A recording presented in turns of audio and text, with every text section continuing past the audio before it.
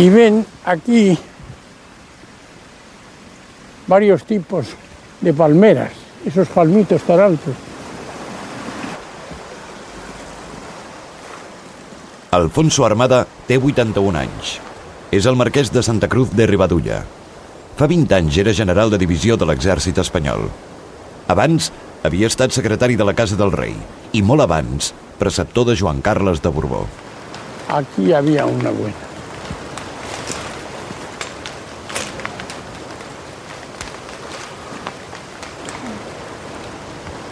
Aquí tienen una camelia.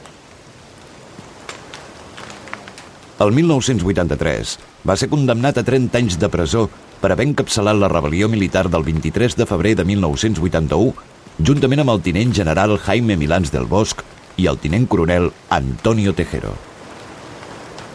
El 23 de febrero hice todo lo que pude. Y la prueba es que el resultado es buenísimo. Y además, todo el mundo dice que la monarquía se afianzó. Y para mí, como yo lo que buscaba era primero traerla y luego que se afianzase, para mí todo el 23 de febrero es una satisfacción. No. ¿Qué pasa?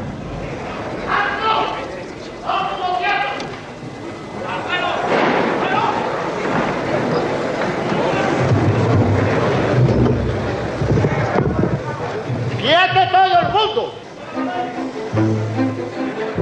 4 anys i 3 mesos després de la mort de Franco, el 23 de febrer de 1981, a les 6 i 22 minuts de la tarda, el tinent coronel Tejero i 200 guàrdies civils més van assaltar el Congrés dels Diputats. Durant més de 17 hores hi van tenir segrestat el govern d'Adolfo Suárez i més de 300 parlamentaris.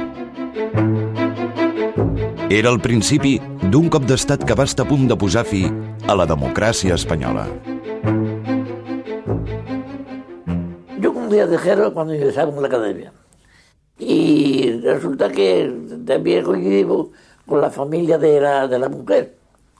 Esas circunstancias afines, que fue lo que nos hizo pues, mantener una amistad durante todo el tiempo de la academia y que se prolongó al salir, pues ya que fuimos destinados a la misma comandancia.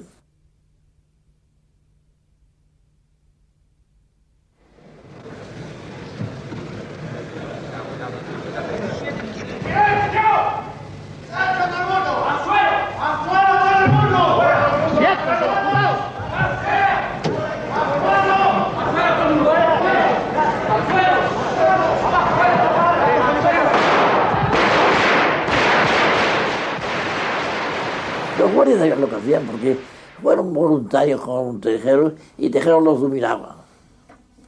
Tejero tenía sobre ellos una ascendencia de jefe machote, en fin, de un par de huevos, hablando mal y pronto.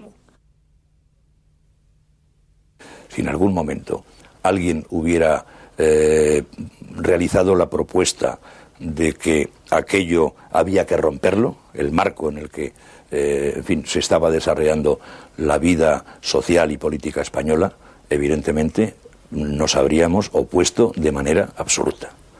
No se pretendía una involución.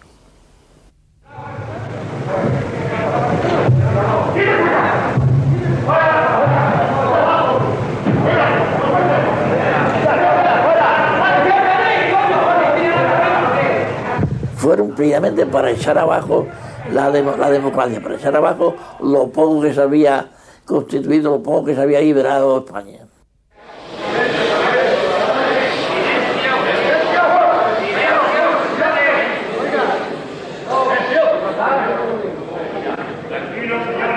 Movimiento de manos se mueve esto, ¿eh? Así que lo de las manitas esas, tranquilos, eso cuando estén en eso. Aquí se ha acabado.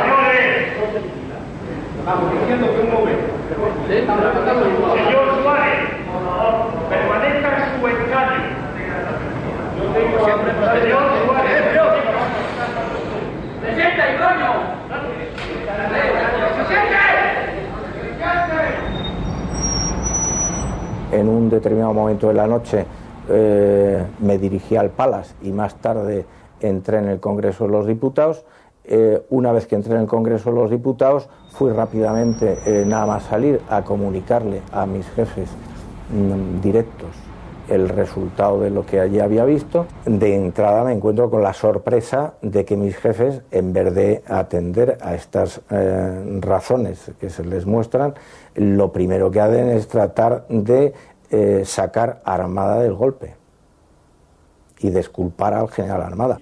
Tuve algún momento preocupación, porque en todas estas acciones siempre es muy fácil que pueda haber alguna incomodidad, algún derramamiento de sangre, algún herido, y gracias a Dios el 23 de F se saldó sin la más leve herida ni ningún problema.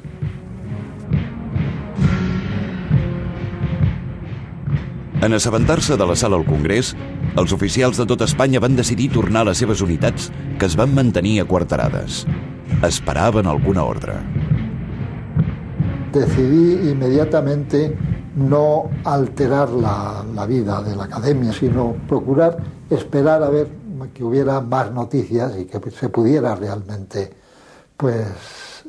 amansar las aguas y que no llegase la cosa, que no trascendiese mucho.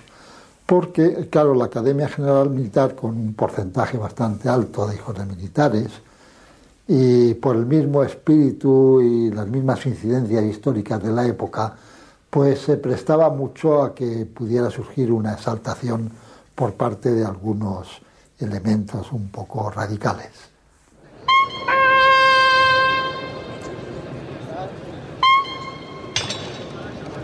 No había división en el ejército, no. La inmensa mayoría celebraban el golpe, sencillamente. En el ejército había tres grupos muy claramente diferenciados. Estaba el grupo de los más próximos a las ideas democráticas, todos aquellos que de alguna manera estuvieron en el pasado o con la UMD o cerca de la UMD, gente que hacía una cierta, digamos, beligerancia a favor del cambio de régimen político que se estaba llevando adelante. Había otro grupo en el otro extremo, que eran aquellos que querían defender a toda costa el que en España no hubiera ningún tipo de cambio, el franquismo, las ideas que podemos llamar ultraderechistas, y luego había una gran masa en medio de los dos grupos que tenían sus ideas, que se sabía más o menos cada uno lo que pensábamos, pero que hacía una vida sin estar continuamente hablando de una cosa o de la otra. Por consiguiente, en los acuartelamientos, el grupo mayoritario, muy mayoritario, era este. En el ejército, además, hubo muchas víctimas de terrorismo. Y claro, el ejército estábamos todos pues intranquilos, molestos, pensando que no se toman las medidas debidas, que el terrorismo no se le puede tener así, como si fuera una cosa del otro mundo. El terrorismo es una guerra subversiva y está perfectamente estudiada la llamada guerra sucia, y hay que tomar medidas drásticas. El enterarse por la prensa de que el Partido Comunista había sido reconocido ya como un hecho consumado. Eso, unido a muchas otras cosas, no olvidemos que era la época de los atentados que tenían por objeto principalmente militares, muchos generales, muchas fuerzas de seguridad eran los objetivos de los terroristas. Todo eso y algunos otros errores de tipo militar que en el ejército llaman mucho la atención, por ejemplo, nombramientos saltándose la antigüedad, nombramientos de altos cargos en los que quedaban superados los más antiguos por otros mucho más modernos, aunque pudieran parecer de más confianza dentro del nuevo sistema. Eso creó un ambiente muy desagradable. Mucho era nostálgico, obedecía un poco pues a personas que vivían una irrealidad sobre el momento histórico y que tenían una fuerte añoranza de una serie de valores de tipo ideología. Y total, la situación de intranquilidad en el país era muy grande. La clase política en activo conspiraba contra Suárez, los socialistas porque querían el poder. Y los adláteres de Suárez, como digo, Garrigues y compañía, lo que querían era echar a Suárez y ponerse a ellos. El sentido en el ejército en aquellas épocas, mayoritariamente, era un sentimiento progolpista, evidentemente.